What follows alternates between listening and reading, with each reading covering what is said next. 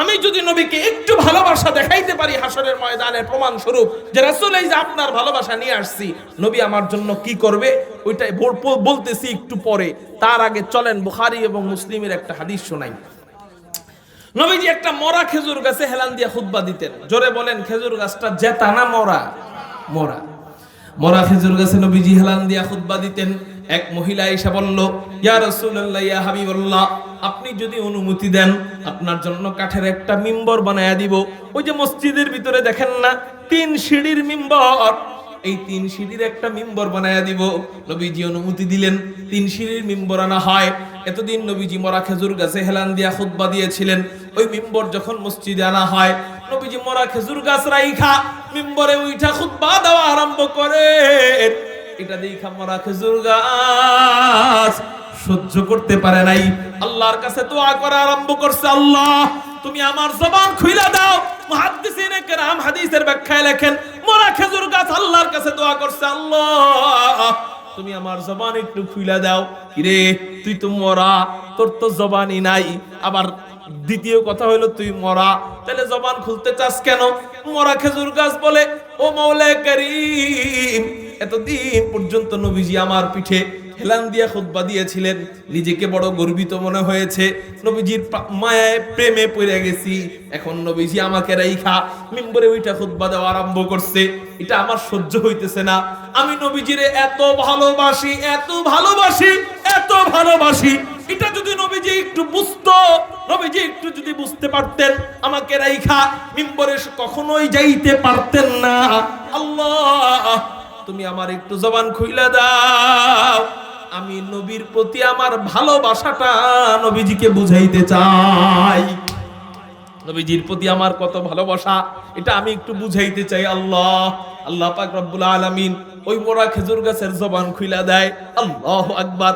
মরা খেজুর গাছ হাউমাউ করে কান্না আরম্ভ করে, শিশু বাচ্চার মতো হাউমাউ করে কাঁদে।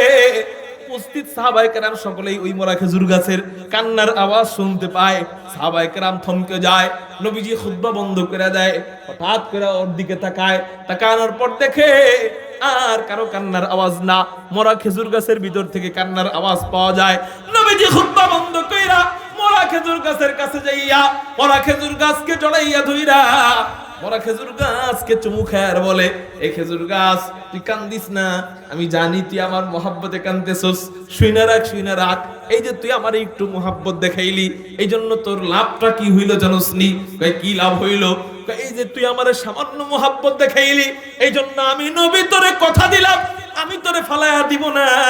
আমারে যে মহাব্বত করে, ওই মহাব্বত কখনো বৃথা যায় না, ওই মহাব্বতের মূল্য আমি দেই। ও মরা খেজুর গাছ, তুই আমারে মহাব্বত করলি, এই জন্য আমি তোরে কথা দিলাম, আমি যখন হাসরের ময়দান থেকে জান্নাতে যাব, আমার উম্মতের ব্যাপারে যখন সুপারিশ করব, ফাঁকে আল্লাহর থেকে অনুমতি নিয়ে আমি তোর ব্যাপারেও সুপারিশ করব। তোর ব্যাপারে সুপারিশ কইরা আমার সাথে তোরে নিয়া আমি জান্নাতে যাব। মরা খেজুর গাছ নবীজির কোনো উম্মত না, নবীজির কোনো উম্মত, নবীজির কোনো আত্মীয় স্বজন না, নবীজির জাতীয় না, নবীজির ভাই বেরাদারও না। এই খেজুর গাছ নবীজিও লাগান নাই, কিন্তু নবীর মহব্বতে সামান্য কান্নার কারণে খেজুর গাছের দাম এত বাড়ে, এত বাড়ে। উম্মত না হওয়া সত্ত্বেও নবীজি ও ব্যাপারে সুপারিশ করবে। এবার আসেন, মরা খেজুর গাছ তো মরা খেজুর গাছ, আর আমি আপনি আশরাফুল মাখলুকাত মানুষ।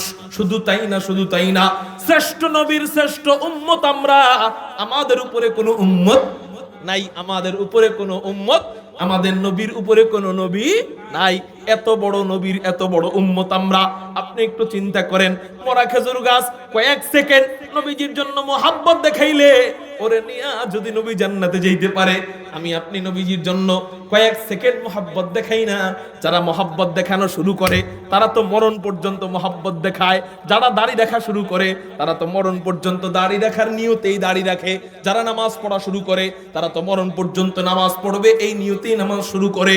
তো এই মোহাব্বতটা দেখাইয়া আমি আপনি যদি হাসরের ময়দানে নবীজির সামনে যাইতে পারি, যে যদি বলতে পারি, তেরে মাহবুব কি আরব शबाहत लेके आया हूँ, हकीकत उसका तू कर, मैं सूरत लेके आया हूँ, ना अज़मत लेके आया हूँ, शौकत लेके आया हूँ, मोहब्बत लेके आया हूँ, मोहब्बत लेके आया हूँ ও রাসূল, আপনার মোহাব্বত টুক নিয়ে আসছি। আল্লাহ, এই উসিলায় অন্তত তুমি আমারে মাফ করে দাও। আপনার যুক্তি কি বলে? ওই ইনসাফওয়ালা নবী সামান্য কান্নার কারণে মরা খেজুর গাছরে নিয়ে যদি যাইতে পারে, আমি আপনি মরণ পর্যন্ত নবীরে মোহাব্বত করার কারণে আপনাকে আমাকে ফালায়া রাইখা বুঝি নবী জান্নাতে যাবে? যাবে কোশ্চেন কালেও না। তাহলে আমার কি করণীয়? আমার একটু মোহাব্বতের নমুনা নবীজির সামনে নিয়ে দেখাইতে হবে। কমপক্ষে আমার বাহ্যিক সুরতটা, অন্তত দাড়িটা নবীর সামনে নিয়ে দেখাইতে হবে। মনে রাখবেন, কোন আমল হাসরের ময়দানে ডাইরেক্ট ওপেন ডাইরেক্ট দেখা যাবে না। খেয়াল করেন, আমার দিকে তাকান, আমার দিকে। নামাজ পড়ছে, আপনি নামাজ পড়ছেন, হাসরের ময়দানে ডাইরেক্ট নামাজ পড়ে দেখাইতে পারবেন না যে রাসূল এই যে দেখেন আপনার মতো নামাজ পড়ছি, এটা আপনি দেখাইতে পারবেন না। আল্লাহ ভিডিওর মতো কইরা হয়তো নবীজিকে দেখাবে। ডাইরেক্ট আপনি নামাজ পড়ে পড়ে দেখাইলে তো ওখানে আরেক জিন্দেগি দেওয়ান লাগবে আপনারে, ঠিক না? আপনি নবীজির মতো চলাফেরা করছেন, ওটা ডাইরেক্ট দেখাইতে পারবেন না।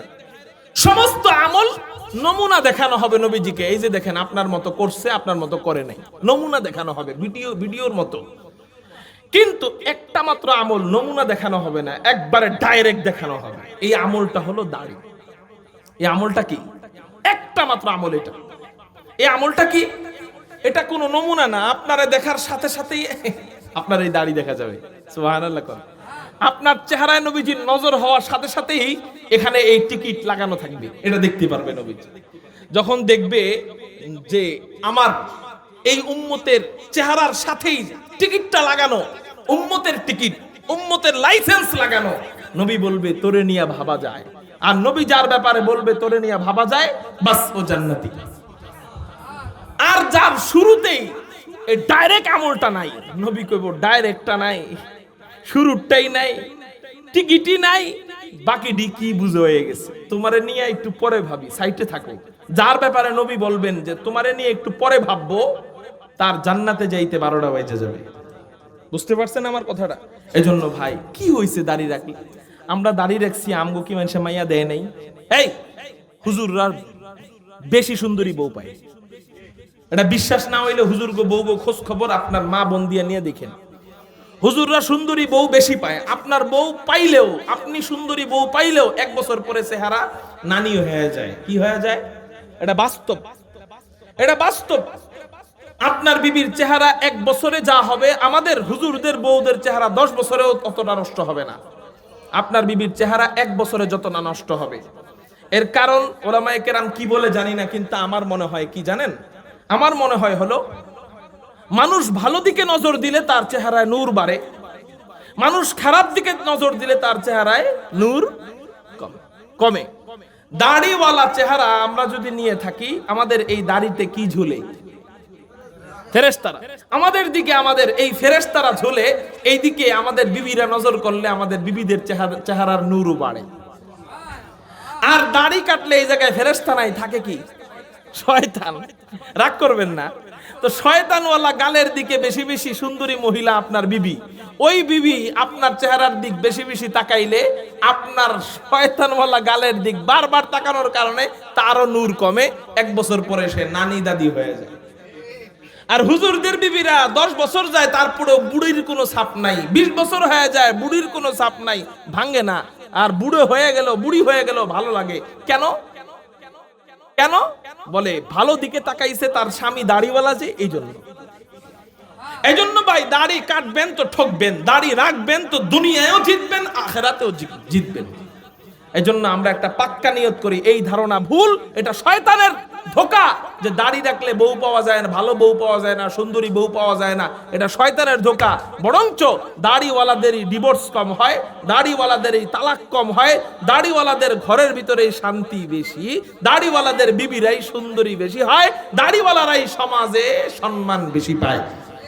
ইনশাআল্লাহ আমরা জীবনে আর দাড়ি কাটবো না। কারা কারা পাক্কা ওয়াদা দিতে রাজি? আল্লাহু আকবার বলে হাত উঠে।